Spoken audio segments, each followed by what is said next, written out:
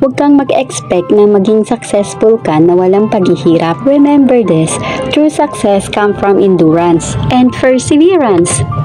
Kung madali lang maging successful sa buhay, di sana successful na tayong lahat, di ba? Huwag mong iasa sa swerte ang buhay mo. Invent opportunity and embrace your failure.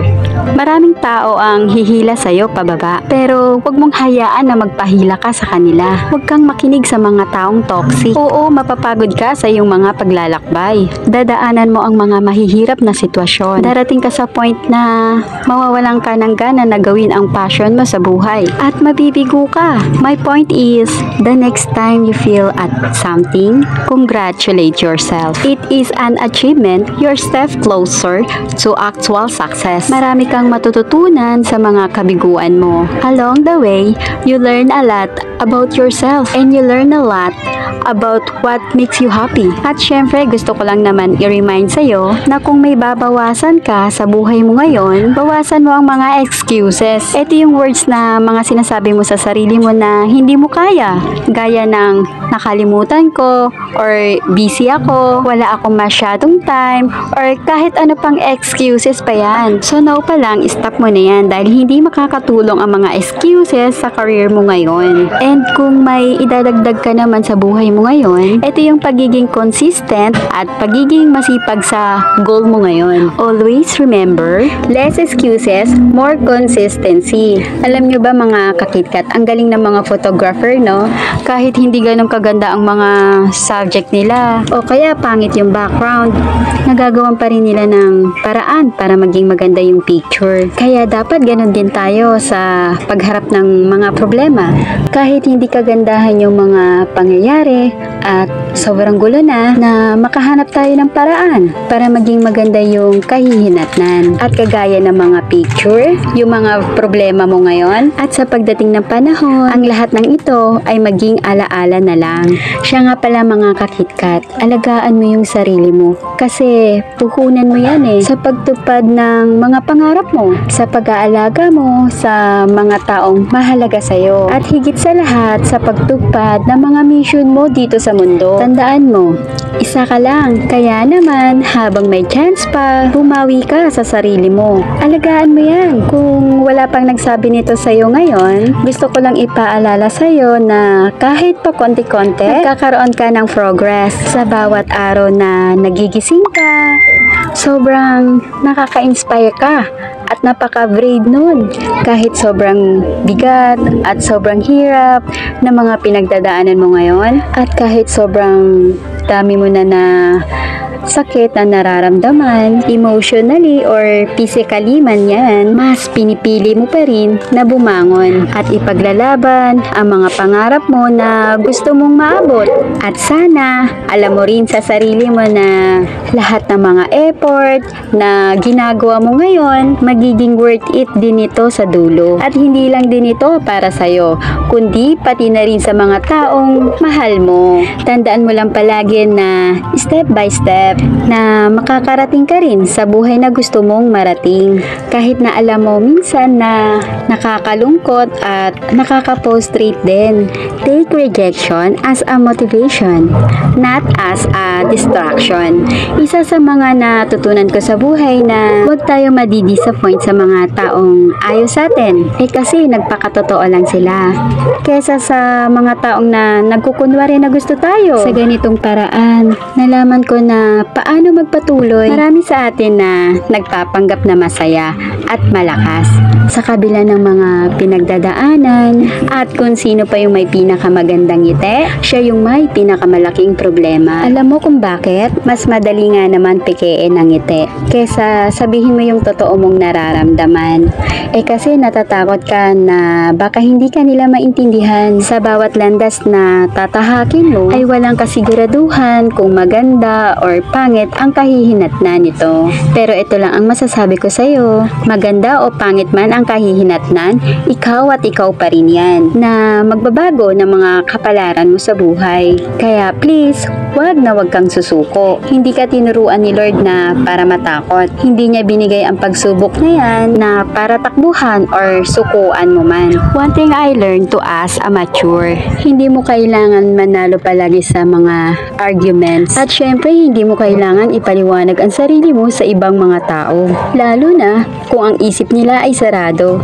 Silence is already a powerful weapon because it is something that common be used against you. Actually, sometimes silence is already a victory because there are moments you will just get tired explaining yourself to everyone. If you already know that you are doing what is right, mali ka man sa paningin ng iba, basta sa paningin niya, tama ka. At yun ang pinakamahalaga. Paano no kung may time machine talaga? Babalik ka ba sa nakaraan para itama yung mga mali mo? Siguro ako hindi na. Kasi sa mga mali kong yun, marami akong natutunan. At kung bakit matatag ako ngayon, dahil yun sa mga pinagdaanan ko nung nakaraan. Wala namang perpektong tao. Lahat naman nagkakamali, hindi ba? Ang mahalaga yung bumabangon tayong muli sa bawat pagkadapa natin. Mahalin mo na lang kung ano ka ngayon at kung anong meron ka. Dahil kung patuloy tayong kakapit sa nakaraan, baka yung mga bagay na meron ka ngayon ay hindi mo na mapahalagahan. Kamusta na ba ako? Heto, minsan masaya, minsan hindi. Kung minsan naman ay malungkot at kung minsan panalo at kung minsan talo. Kaya lagi mong tatandaan, simple lang ang buhay. Pag nasagasaan ka, patay ka. Char. Kaya naman, lagi mong pipiliin na maging masaya ka. Hindi naman talaga lahat ng plano mo matutupad palagi. Pero kahit ganun, huwag ka sanang ma-disappoint at mawalan ng gana. Baka naman kasi iniiwas ka lang ni Lord sa mga sitwasyon na hindi pala okay. Ganun naman, di ba? Akala mo okay na, pero may mas okay pa pala. Kung minsan nga mapapa-thank you Lord ka na lang. Kaya pala ganun ang nangyayari. Kasi naman, meron siyang mas better plan na para sa'yo. Alam niyo ba mga kakitkat, may mga araw na minsan ang bigat-bigat ng ating pakiramdam. Biglang naiiyak ka na lang. Minsan, nakakaramdam tayo ng kalungkutan at naiisip mong mag-isa ka lang. Ang hirap no? Parang hindi mo kakayanin at parang ayaw mo na ring lumaban sa buhay. Pero naalala mo yung mga taong nakapaligid sa'yo. Ang mga taong nagmamahal sa'yo. Kaya naman, mapapasambit ka na lang na kaya ko to at kakayanin ko pa ito. At kahit nakakapagod ang mundo, kung minsan naiisip natin na nakakawalang gana mabuhay, ang dami pa ring positive na nangyayari sa buhay natin. Ang dami nating reklamo. Pero God is always there. Gumagawa ng paraan na dapat na magpatuloy tayo sa buhay. Sa kabila ng pagod natin, nandiyan pa rin yung kaya nating umiti sa harap ng maraming tao. Para sa mga magsisimulang muli. Hindi madali, pero ito yung favor mo sa iyong sarili. Yakapin ang bawat sandali, lakarin na may ngiti ang daan na napili. Iwanan ang mga panghihinayang at mga pagsisisi sa buhay. Walang mawawala sa'yo kung magsisimula kang muli, hindi kailanman mali. Buksan mo lang ang iyong puso sa mga possible na pwedeng mangyari sa'yo. Ang kailangan mo lang gawin isabuhay mo ang buhay. Mangarap at umibig at higit sa lahat sumubok ng paulit-ulit. At kung sakaling mawaglit, pwede kang bumalik. Maligaw ka man ng kabiguan at sakit, malaya kang mangarap. Para sa mga magsisimulang muli, lagi mong tatandaan na bilog ang mundo. Wala ka sa huli. Naniniwala ako na every happen for a reason. May purpose si God kung bakit nangyayari sa atin yung mga bagay-bagay. Even yung maliliit na pangyayari sa buhay natin. Yung mga taong umaalis at mga dumarating, may purpose ang mga yon. You may not see or know it right now, but sooner or later. Kaya nga, di ba dapat ipagpasalamat natin lahat ng mga nangyayari sa buhay natin. Good or bad man yan. Happiness or challenges. Kasi ang lahat ng yan part ng pag-build natin para dun sa buhay na gusto nating marating. Para manalo ka sa laro ng buhay, hindi mo kailangan maging mala Einstein ng matalino.